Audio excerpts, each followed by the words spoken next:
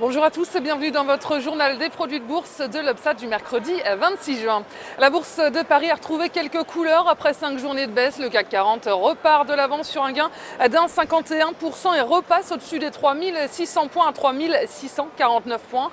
Alors plusieurs éléments sont venus soutenir la tendance, à commencer par les propos rassurants des banques centrales qui ont tenté de relativiser les déclarations de la Fed sur un prochain arrêt des mesures de soutien à l'économie américaine, et la bonne tenue de Wall Street est également venue renforcer les marchés avec toute une série de bons indicateurs américains. Et du côté des entreprises, sur le CAC 40, eh bien, les valeurs financières se reprennent également après avoir été massacrées en début de semaine.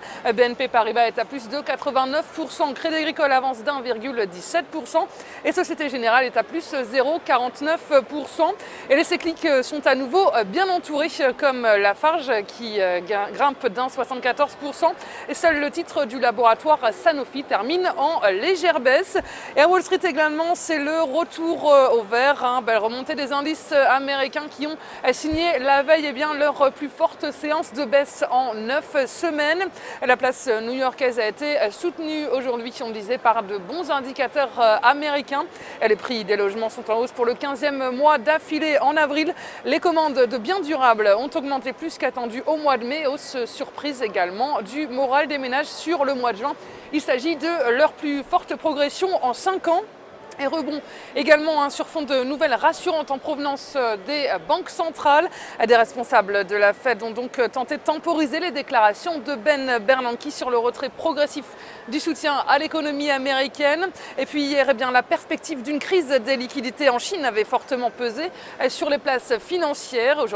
Hier, la bourse de Tokyo a tenté de limiter son recul et les investisseurs tablent sur un apaisement de la situation en Chine. Et du côté des entreprises américaines, à noter du côté des valeurs technologiques, Oracle cède 0,63%, Microsoft avance de 0,22%. Les deux géants américains du logiciel entament une alliance stratégique dans le cloud computing.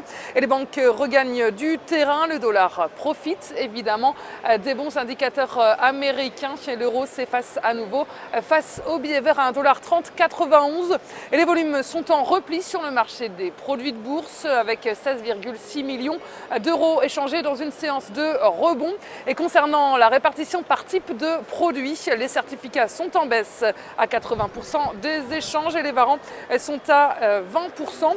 Et du côté des transactions, les certificats représentent 72% des échanges, les warrants sont à 28%, et la répartition par sous-jacent nous indique que les indices sont en repli avec 39% du marché. Les actions en revanche sont en hausse à 58%. Et selon la répartition des transactions sur les warrants, on voit que les indices sont à 35% des échanges, les actions sont à 63%, le taux de change et les autres warrants sont à 1%. Et on s'intéresse aujourd'hui au groupe de luxe LVMH. Le titre est contenu par ses moyennes mobiles à 20 et 50 jours, négativement orientées. Et de son côté, le RSI évolue en territoire négatif et ne montre aucun signe de retournement. La formation d'une nouvelle jambe de baisse est ainsi attendue sur le titre, avec les plus bas annuels à 110,70 € comme première cible. Et l'enfoncement de ce niveau amènera le titre sur les 105 € avec une invalidation au-dessus des 129 €.